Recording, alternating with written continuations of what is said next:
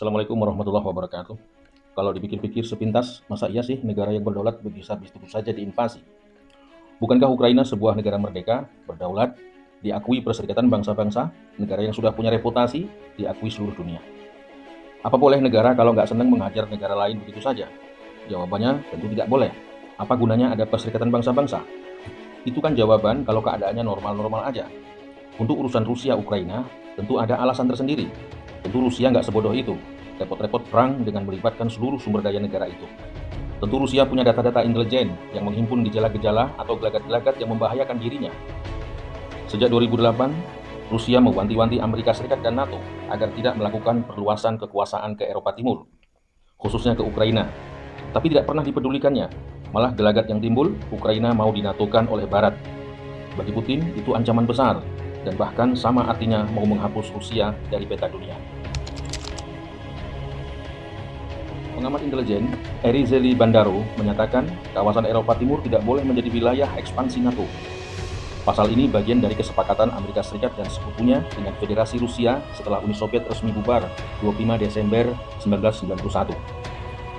Ketika Uni Soviet bubar, ya Amerika Serikat dan NATO sebagai satu-satunya kekuatan dunia diminta garansi, jaminan keamanan. Rusia yang baru lahir akibat runtuhnya Uni Soviet masih lemah dan merapat ke Amerika Serikat dan NATO yang super kuat itu. 1991 terbentuklah Dewan Kerjasama Atlantik Utara. Aliansi itu setuju menawarkan proposal pemeliharaan perdamaian atas nama Perserikatan Bangsa-Bangsa dan Komisi Keamanan dan Kerjasama di Eropa. Alih-alih melakukan pemeliharaan perdamaian, Kerjasama Atlantik Utara itu malah dimanfaatkan sebaik-baiknya oleh NATO untuk menguasai Eropa Timur, Asia Tengah, dan seterusnya. Pokoknya negara pecahan Uni Soviet digait bergabung NATO. Aroma tak sedap tercium Rusia. NATO konangan ingin menguasai dunia. Masih menurut pengamat hubungan internasional Erizeli Bandaro, niat tersembunyi NATO ingin menguasai dunia terendus dan tidak ada lagi keseimbangan dan kesetaraan antar sesama negara di dunia. Ya, dalam khazanah politik internasional, tidak boleh poros kekuatan dunia hanya satu poros.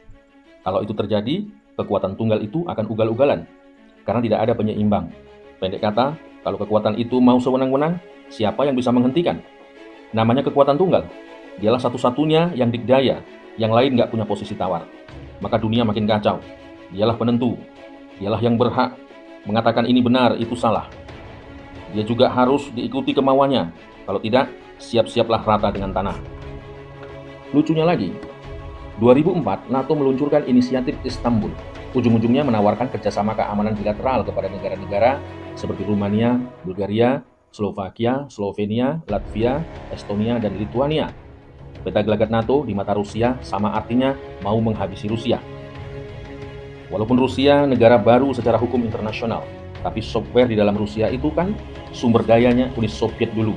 Intelijen, birokrasi, teknologi, oligarki, dan leadershipnya kan sudah mapan. Ketika merasa terancam, tentu semua komponen akan memaksimalkan perannya. Diam-diam mereka menyusun rencana. Masa iya sih mantan adidaya terus mau digundulin kayak kucing buduk? Tentu nggak segitunya.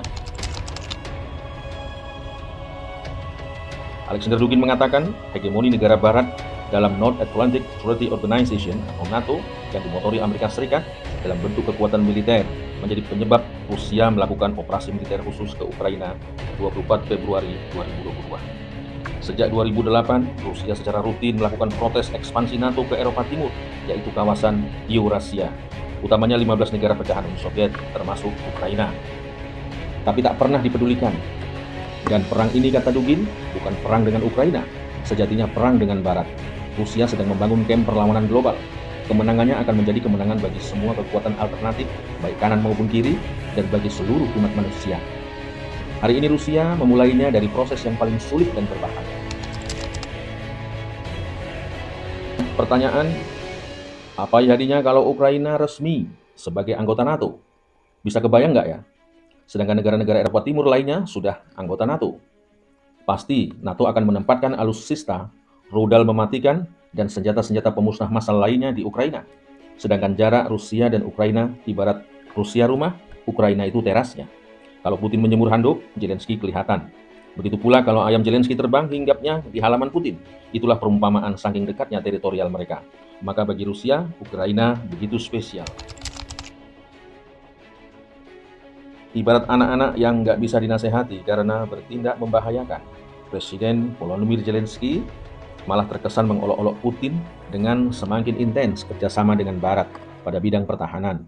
Malah political will-nya untuk menjadi anggota NATO. Maka bagi Rusia ini adalah ancaman. Diplomasi Rusia seperti tidak pernah digubris, maka Rusia pun akhirnya mengambil sikap. Jika Rusia tidak meluncurkan operasi ini, maka Ukraina dengan dukungan NATO akan meluncurkan serangan besar-besaran ke wilayah Rusia, Donbas, dan bahkan semenanjung Crimea dalam waktu dekat. Akhirnya Rusia memandang Ukraina seperti rendang dalam nampan. Rusia berselera memberi pelajaran. Ketika Ukraina resmi menjadi anggota NATO, ancaman Rusia di depan mata. Sebuah bangsa tidak boleh tinggal diam ketika ancaman jarak sejengkal. Disinilah integritas seorang pemimpin diuji.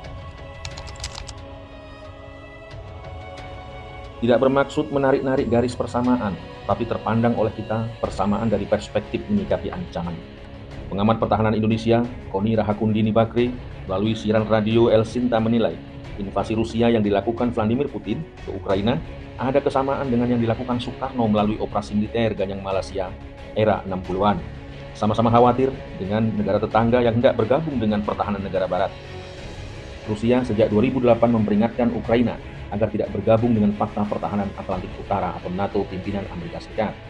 Namun, di bawah kepemimpinan Presiden Volodymyr Zelensky, Ukraina makin digiring untuk bergabung ke NATO. Demikian video ini sebagai refleksi setahun invasi Rusia ke Ukraina. Semoga membantu kita untuk berpikir logis dan sistematis, juga bisa memetik pelajaran pemimpin yang mempunyai integritas, mengambil keputusan yang paling berat sekalipun. Bagaimana kalau Anda di posisi Putin?